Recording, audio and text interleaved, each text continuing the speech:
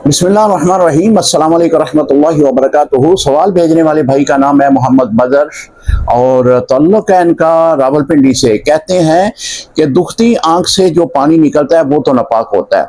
अगर आंखों में खारिश हो तो सूज भी जाए तो फिर उनसे जो पानी निकलेगा क्या वो भी नापाक होगा?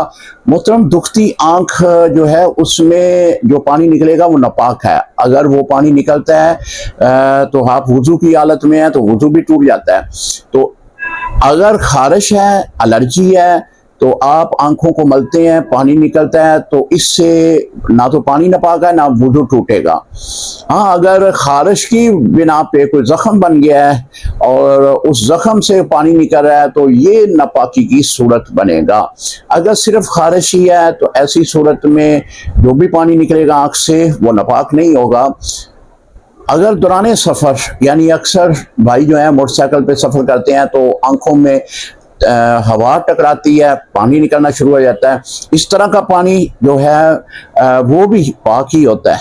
अस्सलाम वालेकुम रहमतुल्लाहि व बरकातुहू।